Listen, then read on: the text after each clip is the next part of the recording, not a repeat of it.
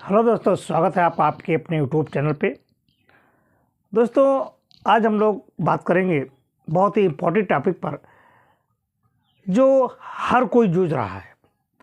आजकल हम लोग पढ़ रहे हैं, परीक्षा दे रहे हैं, चाहे वो हमारी बोर्ड की परीक्षा हो, चाहे वो किसी कंपटीशन की परीक्षा हो, प्रतियोगी परीक्षा हो।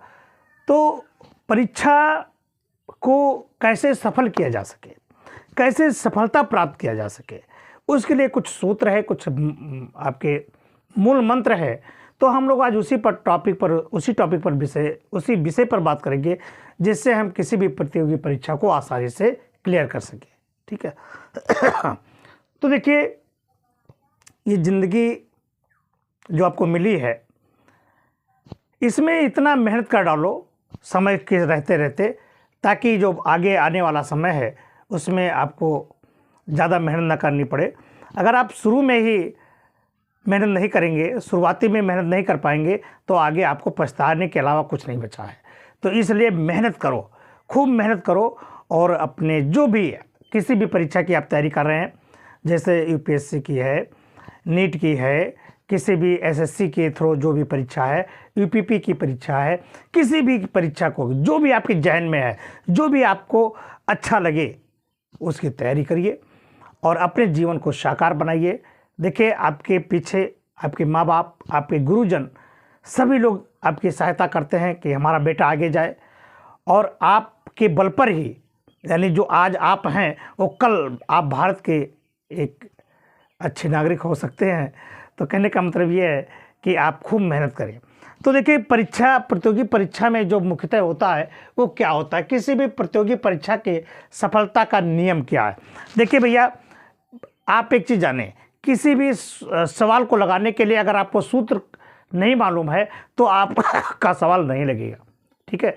तो किसी भी सफलता में, अब वो तो भाई बहुत बड़ा परीक्षा है, उसमें तो मूल मंत्र होने चाहिए।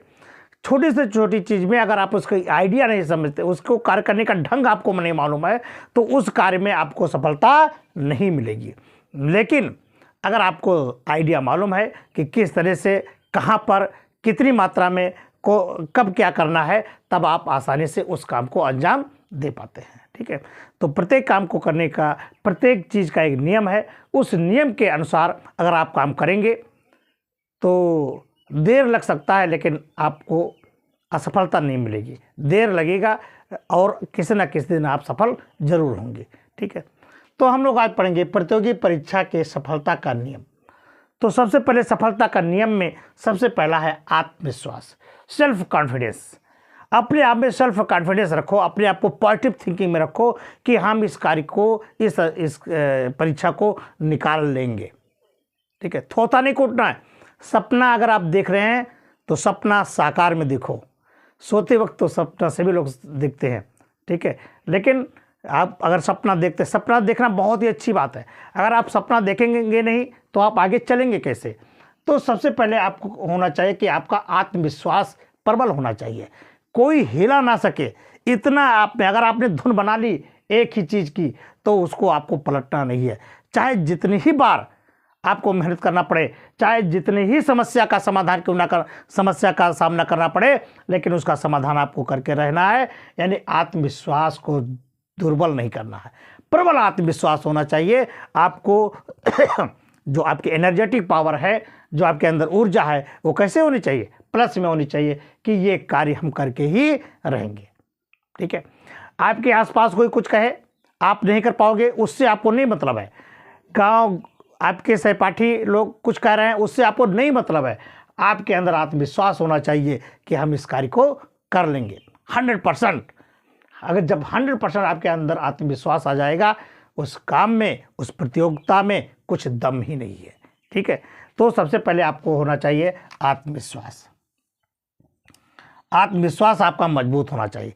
ये नहीं जरा सा आप एक क्वेश्चन पर फंसे या कोई समस्या आ गई, अब हम तो इसको नहीं कर पाएंगे, आत्मविश्वास हिल गया। तो अगर आपका आत्मविश्वास हिल गया, कॉन्फिडेंस हिल गया, तो सफलता से आप दूर हो जाएंगे। ठीक है। इसलिए आपको सबसे पहले क्या करना है, आत्मविश्वास बनाए रखना है। ठीक है। अब दूसरी बात है जो इम्पोर्टेंट है, वह है टाइम। अब टाइम क्या है, ये जो टाइम है ना, कुल खेल टाइम का है। कहते हैं ना कि पुरुष बली नहीं होत हैं, समय होत बलवान। ठीक है, यानी समय का ही सब। तो समय पर अगर आपने काम नहीं कर पाए, जब तैयारी करनी है तब आपको तैयारी करनी चाहिए। रिवीजन करने का टाइम है तब आपको रिवीजन करना चाहिए। और जो समय है एग्ज़ाम में, एग्ज़ाम के पीरियड में जब आप एग्ज़ाम पर जाएं, आप एग्ज़ाम सेंटर पर जाएं, उस समय भी आपका टाइम का बहुत ही महत्व है। ये टाइम का इसलिए महत्व है क्योंकि ये एक बार जाता है तो दोबारा नहीं आता है, इसलिए समय का महत्व बहुत ज़्यादा है। ठीक है, अब मान लीजिए आपको समय दिया गया है 3 घंटे 15 मिनट। किसी भी एग्ज़ाम में 2 घंटे 3 घंटे से ज़्यादा समय नहीं दिया जाता है। तो जब 3 घंटे, 3.25 घंटे या 2 घंटे, अब इसमें आपको अटेम्प्ट करने हैं 180 क्वेश्चन। समझिए, 3.25 घंटे में आपको 180 क्वेश्चन अटेम्प्ट करने हैं। तो क्या करेंगे? अब टाइम मैनेजमेंट अगर आपके पास नहीं है तो क्वेश्चन को आपको पढ़ने में ही आधा घंटा लगा देंगे। तो जब आधा घंटा आप क्वेश्चन को पढ़ने में लगा देंगे तो बाकी क्या करेंगे? ठीक है, या आप यूँ ही करते हैं कि एक प्रश्न पत्र को पढ़ने में, एक जैसे फिजिक्स है, केमिस्ट्री, बायोलॉजी, जनरल नॉलेज, जो भी चीज़ है उसको पढ़ने में आपने एक प्रश्न पत्र पर ज़्यादा समय लगा दिया। दूसरे को ऐसा हो जाता है कि इधर का समय ज़्यादा हो गया, उधर का टाइम आपको मिला ही नहीं। और जो आसान से क्वेश्चन है, जो बिल्कुल सिंपल टाइप के क्वेश्चन होते हैं, उसको वो आपका छूट गया। तो इसलिए समय का बहुत ही महत्व है। ठीक है, समय में क्या होता है कि आपको जल्दी से जल्दी क्या होना चाहिए कि जो भी आपको जब से पेपर यानी कॉपी मिल जाए, सील खोली जाए बुकलेट की, तो तुरंत आपको सबसे पहले समय को ध्यान में रखते हुए पूरे क्वेश्चन को ध्यान से पढ़ लेना है। यानी शुरू से और अंत तक जब आप क्वेश्चन को पढ़ ले जाएंगे तो आपको पता हो जाएगा कि कहाँ पर हमारा सरल क्वेश्चन है और कहाँ पर हमारा जटिल क्वेश्चन है। तो सरलता से आप लेकर के जाए, क्योंकि सरल में आपका समय बच सकता है और ये समय जो है वो कठिन में, जहाँ पर आपका न्यूमेरिकल होगा, जहाँ पर ज़्यादा आपके जटिल पेपर लगे हुए हैं, वहाँ पर आपका टाइम स्पेंड हो सकता है, वहाँ पर टाइम आप खर्च कर सकते हैं और इधर का टाइम बचा सकते हैं। और इधर ज़्यादा से ज़्यादा समय अगर लगा देंगे तो उधर का टाइम आपका बच नहीं पाएगा और आपको निराशा ही हाथ लगेगी। ठीक है, तो बच्चों टाइम का मैनेजमेंट रखना बहुत ज़रूरी है। टाइम पर अगर आप कहते हैं कि टाइम पर खाना खाओ, टाइम पर लेट सो, है ना, ये सब चीज़ कहा जाता है, तो समय का बहुत ही इम्पोर्टेंट है। तो अभी भी समय कहते हैं ना, लोग कहते हैं अभी भी समय है, सुधर जाओ। तो समय को आप पकड़ ले जाओ। समय तुम्हारे साथ नहीं चलेगा, समय के साथ आपको चलना होगा। अगर समय के साथ चलना सीख गए ना तो ज़िंदगी संवर जाएगी और आप भी दूसरे को संवार सकते हैं। लेकिन अगर समय के साथ आप नहीं बदले, समय के साथ आप, अब जैसे छोटा सा उदाहरण देखिए कि सुबह 4 बज गए, 5 बज गए और 5 बजे आपने देखा कि 5 बज रहे हैं और समय के साथ उठा नहीं, तो आपकी कोचिंग छूट जाएगी, पढ़ाई छूट जाएगी, जिस कार्य के लिए आपने तय करके रखा था वो काम छूट जाएगा। इसलिए समय का विशेष ध्यान होना चाहिए। ठीक है, तो दूसरा पॉइंट क्या, पहला है आपका आत्मविश्वास, ये हो गया, और दूसरा है समय। अब देखिए तीसरा है लालच। अब लालच क्या है? देखिए जैसे पेपर आपके आ गया, कुछ ऐसे पेपर होते हैं कि 20 से 25% तो आपको वैसे आता है कि हाँ ये कुछ नहीं, इसमें कुछ है नहीं, हलवा है, सब लाओ टिक लगा दे, सब सही है। जो क्वेश्चन नहीं आता है, ध्यान में रखना है, जिस क्वेश्चन को आपने नहीं सुना है या नहीं आया है उस पर न जाओ, लालच में न पड़ो। जैसे अभी आपने देखा कि जो क्रिकेटर है बैटिंग करता है तो 2 गेंद पर 2 छक्का मार देता है, 3 गेंद पर 3 छक्का मार देता है। चौथी गेंद पर अगर यार्कर आ गई तो यार्कर को रोकना होगा उसको, ठीक है, वरना स्टंप तुम्हारा जा सकता है। तो ये नहीं कि अब हम फिर छक्का मारेंगे, छक्का मारने वाली गेंद होगी तभी आप मार पाओगे ना। और अगर कॉन्फिडेंस है तो आप शूट गेंद को मार सकते हो, लेकिन जब आत्मविश्वास होगा तब। इसलिए लालच बुरी वाला है। अगर आप में मान लीजिए 180 क्वेश्चन में 120 क्वेश्चन या 130 क्वेश्चन आपके अच्छे से आते हैं तो इतना क्वेश्चन कर लो, सफलता, ये आपकी सफलता दिला सकता है, लेकिन अगर आप ज़्यादा करने की चेष्टा करोगे तो ये हो सकता है किस में चला जाएगा, माइनस में हो जाएगा। जितने क्वेश्चन आप सोचोगे कि हम 100% अटेम्प्ट कर ले जाएं, तो अगर आपको आता है तब तो कोई दिक्कत नहीं है, लेकिन अगर आप ये कहो कि हम 100% दिखाना है हमको, तो अगर और क्वेश्चन आता भी नहीं है तब आप लालच करोगे तो वहाँ आपको मुँह की खाना होगा, और आपका माइनस, जो आपका प्लस रिजल्ट है वो किस में हो जाएगा, माइनस हो जाएगा, तो आपको दिक्कत हो जाएगी। ठीक है। और चौथा है आपका रिस्क। आपको रिस्क लेना है, जिंदगी ही एक रिस्क है, जिंदगी एक खेल है।